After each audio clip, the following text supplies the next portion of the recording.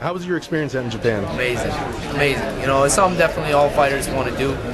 I know I did, you know, in their careers, and it's different. It's definitely different, but the experience, it was something, you know, that I'm always going to remember, and I'd love to be back. Very nice, very nice. Your opponent for this night is going to be Dan Lauzon. What do you know about him, and how have you been preparing for him? Dan Lauzon, fighter out of Massachusetts. Young, he's my age, you know, we're both young, and good grappler, really skilled grappler, and he's got, you know, pretty decent stand-up skills.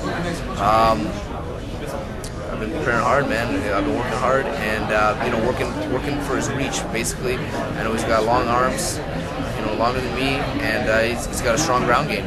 So I'm preparing for all those scenarios, and looking for a big win.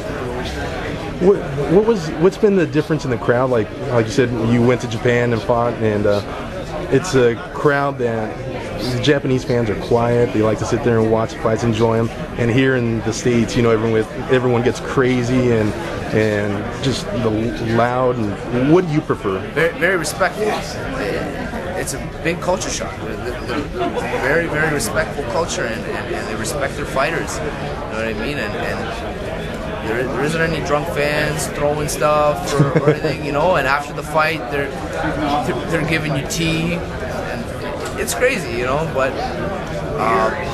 you know, it's cool. It's the mecca of martial arts, you know. Japan, that's where it happens. And you know, I'm so glad to be fighting over there, to have done that fight, and, you know, got back into the ring. So it's good. All right, so everybody makes a big deal about your age. Why don't you just fill us in? How long exactly have you been training? I started training kickboxing and wrestling when I was 13, and you know, slowly progressed from there. I've been doing this for a long time. I'm 21 now. I had my first MMA fight when I was 14. I have been involved in this game for quite some time. So we've already seen you. We've seen you in some wars. Who do you think is the toughest guy that you've fought so far? You know, I fought. All my fights have been tough. You know, I've been in the deep waters, you know, a few times, and you know, I fought Bart. You know, he's a hard hitter, you know, and scrappy dude. You know, a few times. You know, fights with Shad, fights with Ryan, down in the, you know, and I fought some tough guys, and all my fights. You know, I put on a show. So I'm glad to be part of Affliction and hopefully do it again. So what is it that led you down the route to go to Affliction as opposed to other organizations? What is it that they offered you? You know, just I got my management crew that takes care of that. And CFC, they dealt with all that negotiations. You know, they give me one less headache to worry about. And I put my full faith with them and my trainer, Sean Tompkins. But after the first Affliction show, I really, you know, I was in the crowd. I was with my teammate Mark Hominick, and I could definitely see myself at that point, you know, being in Affliction. You know, a good home for me, and it just turned out that things went the right way, and here I am. Well, we're glad you're here. This is going to be a great show. Do you have any predictions on the big fights? The fights and the whole night. You know, I probably, you know, put a slight edge to Fedor. You know, yeah. But don't count Horodecki out. You know, he's working on the skills to be ready to upset the man. Thinking probably Babalu.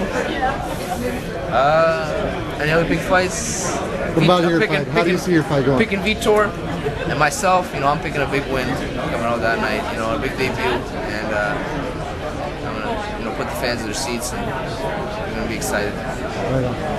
You mentioned Sean Tompkins, so obviously you're training at Extreme Couture, is that right? Yeah, down in Extreme Couture in Las Vegas. How does it feel being around all those big names, man, and you're in there training right alongside with them?